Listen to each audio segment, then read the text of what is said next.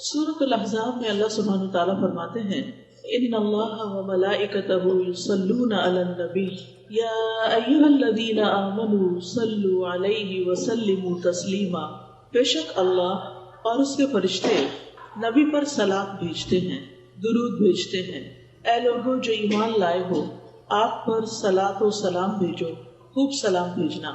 سورۃ الاحزاب کی اس آیت سے ہمیں رسول اللہ صلی اللہ علیہ وسلم کے بلند درجات کے بارے میں پتہ چلتا ہے کہ آپ کا درجہ کتنا بلند ہے، کہ اللہ سبحانہ وتعالی فرشتوں کی مجلس میں، فرشتوں کے سامنے رسول اللہ صلی اللہ علیہ وسلم کی مدح و ثنا بیان کرتے ہیں۔ یعنی نبی صلی اللہ علیہ وسلم کی تعریف اللہ سبحانہ وتعالی کہاں بیان کرتے ہیں؟ فرشتوں کے سامنے، کہ وہ آپ کے کتنے پسندیدہ بندے ہیں، ان کا مقام کتنا بڑا ہے، ان کا درجہ کتنا بڑا ہے۔ اور پھر یہ بات بتا کر اس کے بعد ہمیں یہ بتایا گیا کہ فرشتے بھی آپ کی تعریف کرتے ہیں۔ یعنی آپ صلی اللہ علیہ وسلم کی تعریف اللہ تعالیٰ تو فرماتے ہی، اور آپ سوچئے کہ جس کی تعریف اللہ سبحانہ وتعالیٰ فرمائے پھر ان کا مقام کتنا بلند ہوگا۔ اور پھر اس کے بعد فرشتے آپ کی تعریف کرتے ہیں، اور ملائے اعلیٰ میں جو بلند فرشتوں کی مجلس ہے اس میں آپ کا ذکر بلند ہوتا ہے۔ یہ کہہ کے ہم سے کہا گیا ہے اے ایمان والو، یعنی جو لوگ محمد صلی اللہ علیہ وسلم پر ایمان رکھتے ہیں انہیں بھی چاہیے کہ وہ کیا کریں؟ محمد صلی اللہ علیہ وسلم پر درود و سلام بھیجیں۔ اور یہ ہمارے اوپر ایک فریضہ ہے کہ آپ صلی اللہ علیہ وسلم نے ہماری ہدایت کے لیے، ہمارے دین کے لیے کتنی تکلیفیں اٹھائیں، کتنی پریشانیاں دیکھی، ہر چیز آپ نے قربان کر دی، اپنا گھر بار، اپنے اہل و عیال، سب کچھ مکہ سے مدینہ کی طرف ہجرت کی، اور پھر ویسے بھی عبادت میں آپ کتنی تکلیف اٹھاتے تھے اور امت کے لیے دعائیں کتنی کرتے تھے۔ تو امت کو بھی چاہیے کہ ان کا شکریہ ادا کریں۔ ہم آپ کے لیے کیا کر سکتے ہیں؟ ہم آپ کی نہ تو کوئی خدمت کر سکتے ہیں، نہ آپ کو کچھ تحفہ دے سکتے ہیں، یعنی فزیکلی تو کوئی چیز ہم نہیں کر سکتے، لیکن ہم کیا کر سکتے ہیں کہ آپ کے لیے دعا کر سکتے ہیں، اور وہ دعا جو درود شریف کی شکل میں ہمیں سکھا دی گئی ہے۔ تو اس آیت میں اللہ سبحانہ وتعالیٰ نے نبی صلی اللہ علیہ وسلم کا مقام و مرتبہ اس دور میں بھی بلند کیا، اور آپ کی دنیا سے جانے کے بعد بھی آج تک جو بھی شخص قرآن مجید پڑھتا ہے وہ آپ کے درجے اور آپ کے مقام کو سمجھتا ہے۔ اور پھر آپ دیکھیے کہ ابن عباس کہتے ہیں کہ یصلون کا مطلب ہے کہ فرشتے نبی صلی اللہ علیہ وسلم کے لیے برکت کی دعا کرتے ہیں، کہ آپ کی امت میں برکت ہو، آپ کے کام میں برکت ہو، اور آپ جب زندہ تھے تو اس وقت آپ کی زندگی میں برکت، کہ آپ جو بھی کام کریں اس کا بہت زیادہ فائدہ ہو، بہت زیادہ اجر و ثواب ہو۔ اور پھر آپ دیکھیے کہ صرف ہمیں صلاۃ بھیجنے کو، درود بھیجنے کو ہی نہیں کہا گیا، بلکہ اس کے ساتھ ساتھ ہمیں سلام بھیجنے کو بھی کہا گیا، وَسَلِّمُوا تَسْلِيمًا، اور خوب سلام بھیجو۔ تو اس طرح آپ دیکھیے کہ آپ صلی اللہ علیہ وسلم کے لیے آسمان والے بھی تعریف کرتے ہیں اور زمین والے بھی تعریف کرتے ہیں۔ آسمان والے بھی آپ کی سلامتی کی دعائیں کرتے ہیں، اور پھر زمین والے یعنی ہم لوگ بھی جب آپ پر درود و سلام بھیجتے ہیں تو آپ کی سلامتی اور آپ کے لیے برکت کی دعا کرتے ہیں۔ نبی صلی اللہ علیہ وسلم پر درود بھیجنا اللہ سبحانہ تعالیٰ کے حکم، اللہ تعالیٰ کے فرمان کی تعمیل کرنا ہے، یعنی اللہ تعالیٰ نے ہمیں جو حکم دیا ہے اس کو ماننا ہے۔ اس طرح اس کا ایک فائدہ یہ بھی ہوتا ہے کہ ہم اللہ تعالیٰ کا حکم مان کر بھی ثواب کماتے ہیں۔ درود پڑھ کر تو ثواب کماتے ہی ہیں، لیکن اللہ سبحانہ تعالیٰ کی بات بھی مانتے۔ پھر یہاں یا ایھا الذین آمنوا کہا گیا، یعنی یہ ایمان والوں کی ایک امتیازی شان ہے، یعنی ایمان والوں کے کرنے کے جو کام ہیں ان میں سے ایک اہم کام ہے۔ اور اس طرح ہم آپ صلی اللہ علیہ وسلم کو ایک آنر بھی دیتے ہیں، ان کی عزت کرتے ہیں، ان کا ادب کرتے ہیں، ان کا مقام بلند کرتے ہیں، اور الٹیمیٹلی خود اپنے لیے ثواب و ریوارڈ کماتے ہیں۔ کتنا ثواب؟ حدیث میں آتا ہے رسول اللہ صلی اللہ علیہ وسلم نے فرمایا جو شخص ایک بار مجھ پر درود بھیجے گا اللہ تعالیٰ اس پر 10 بار رحمت نازل، یعنی ویسے تو یہ کہ اللہ کی رحمت حاصل کرنے کے اور بھی کام ہیں، لیکن یہ سب سے آسان اور سب سے بہترین کام ہے کہ جب بھی ہم چاہیں کہ اللہ تعالیٰ ہم پر اپنی رحمت نازل کرے تو ہم کیا کرنا شروع کر دیں؟ درود پڑھنا شروع کر دیں، تو اللہ سبحانہ تعالیٰ کی رحمتیں آنا شروع۔ ہم میں سے کون ہے جس کو اللہ سبحانہ تعالیٰ کی رحمت نہیں چاہیے؟ ہم میں سے ہر ایک اس رحمت کا محتاج ہے اور اس کا منتظر ہے. نہ صرف یہ کہ رحمت نازل ہوتی ہے بلکہ اس کے ساتھ ساتھ گناہ بھی معاف ہوتے ہیں، نیکیوں میں اضافہ ہوتا ہے. ایک اور روایت سے پتہ چلتا ہے کہ جو شخص ایک مرتبہ درود بھیجتا ہے اس پر 10 رحمتیں آتی ہیں، اس کے 10 گناہ معاف ہوتے ہیں اور اس کے 10 درجے بلند ہوتے ہیں. یعنی درجے بلند ہونے کا مطلب کیا ہے کہ وہ اللہ تعالیٰ کے قریب ہوتا جاتا ہے، جنت کے قریب ہوتا جاتا ہے. اور پھر جنت میں بھی آپ کو معلوم ہے کہ درجے ہیں، سب لوگ ایک لیول پر نہیں ہوں گے. جن کے درجے اونچے ہوں گے ان کا مقام بہت بلند ہوگا اور وہ بہت زیادہ اور بھی زیادہ شان والے ہوں. جیسے آپ دیکھتے ہیں کہ دنیا میں بھی سب لوگوں کے درجے ایک جتنے نہیں ہوتے، کوئی کسی لیول پہ ہے، کوئی کسی پہ. خود خاندانوں میں، رشتہ داروں میں ہر ایک کا سٹیٹس الگ الگ ہے. لیکن جو شخص درود پڑھتا ہے اور جو جتنا زیادہ درود پڑھتا ہے اس کا سٹیٹس اللہ کی نگاہ اتنا ہی بلند ہوتا چلا جاتا ہے. اور اسی طرح ایک اور روایت میں بھی آتا ہے کہ نبی صلی اللہ علیہ وسلم نے فرمایا جو شخص میری امت میں مجھ پر اخلاص کے ساتھ دل سے ایک درود پڑھے. یعنی ایک تو یہ ہے کہ ہم کام کاج کر رہے ہوتے ہیں، بعض لوگ ٹی وی دیکھ رہے ہوتے ہیں، ساتھ درود پڑھے ہوتے ہیں، یا واک کر رہے ہیں درود پڑھے، کوئی بات نہیں، آپ جہاں بھی ہو درود پڑھتے رہیں، منع نہیں ہے کہ آپ واک میں درود نہیں پڑھ سکتے یا کوئی آپ کے پاس بیٹھا تو آپ درود نہیں پڑھ سکتے. اس کے لیے ہمیں نماز کی طرح شرائط نہیں رکھی گئی.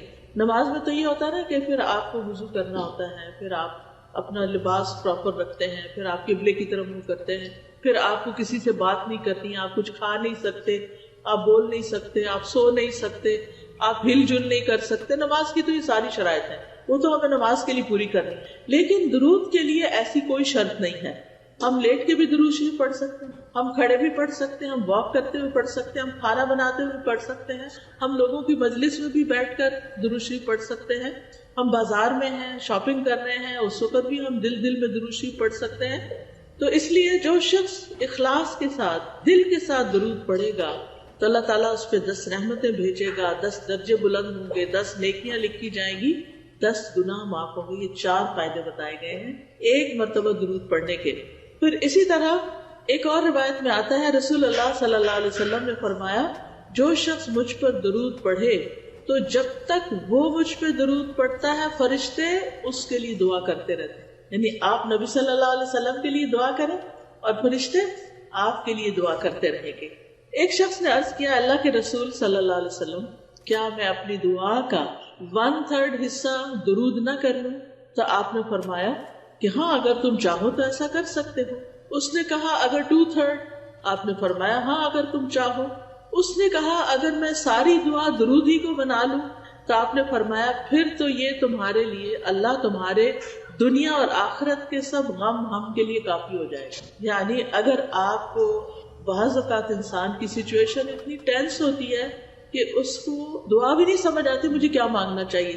یعنی بعض اوقات ہمارے کوئی عزیز پیارے زندگی اور موت کی کشمکش میں ہوتے ہیں، ہمیں سمجھ نہیں آتی ہم ان کے لیے کیا دعا، ہم ان کے لیے زندگی کی دعا کریں. یہ زندگی تو ان کے لیے بہت تکلیف دہ ہے، ہم انہیں اس حال میں زندہ بھی نہیں دیکھنا چاہتے کہ ہم چاہتے ہیں صحت مند ہوں. اور اگر صحت کی دعا کرتے ہیں تو ڈاکٹرز کہتے ہیں کہ یہ ساری زندگی پیرالائزڈ ہے، یہ اپنے منہ سے کھا نہیں سکیں گے، اپنے منہ سے پی نہیں سکیں گے. کچھ سمجھ ہی نہیں آتی کہ پھر کیا مانگے اور کیا نہ. تو ایسی صورت میں ہم درود شریف پڑھنا شروع کریں کہ اللہ کی رحمت آ جائے. اور اگر اللہ کی رحمت آ جائے تو اللہ تعالیٰ اس بندے کو بالکل سیدھا اٹھا کے کھڑا کر سکے. جو رب مردوں کو اٹھا کے کھڑا کر سکے، جو مردوں کو زندہ کرے گا، کیا وہ ایک بیمار شخص کو، ایک تکلیف کی حالت میں جو شخص ہے اس کو وہ سیدھا تندرست نہیں کر سکتا؟ بالکل کر سکتا ہے. اللہ تعالیٰ کے لیے تو کچھ بھی مشکل نہیں. تو اس لیے ہمیں اپنی زندگی میں درود کی کثرت کر دینی چاہیے. پھر اسی طرح یہ ہے کہ رسول اللہ صلی اللہ علیہ وسلم نے فرمایا مجھ پر درود بھیجا کرو کیونکہ تمہارا مجھ پر درود بھیجنا تمہارے لیے باعث برکت ہے، اور میرے لیے اللہ سے وسیلہ کا سوال بھی کیا کرو. یعنی درود بھی بھیجو، سلام بھی بھیجو اور وسیلہ کی دعا بھی کرو. اب یہ وسیلہ کیا چیز ہے؟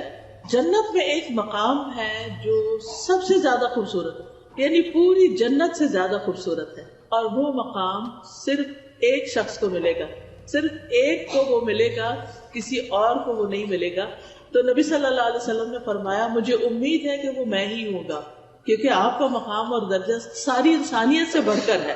تو اب آپ دیکھیے کہ وہ ہے تو آپ کے لیے، لیکن آپ نے امت کو شرف بخشا کہ ہم آپ کے لیے یہ دعا کریں کہ اللہ تعالیٰ ہمارے نبی کو وہ مقام وسیلہ عطا فرمانا۔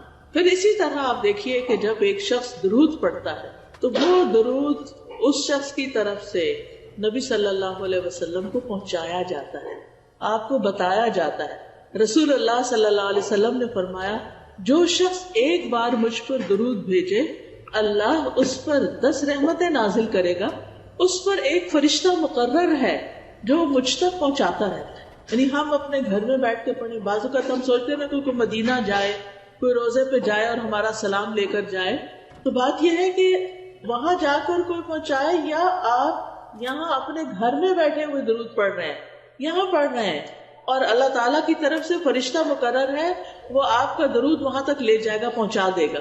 یعنی بعض اوقات ہم انسانوں کی منت کرتے ہیں اور انسان کیا وہ وہاں جاتے ہیں، وہ بھول ہی جاتے ہیں کہ مجھے کس کس نے کیا کہا تھا، اور ہمیں کوئی ایسا طریقہ بھی نہیں ملتا کہ ہم سے کہا گیا ہو کہ کوئی لے کے جائے اور پہنچائے۔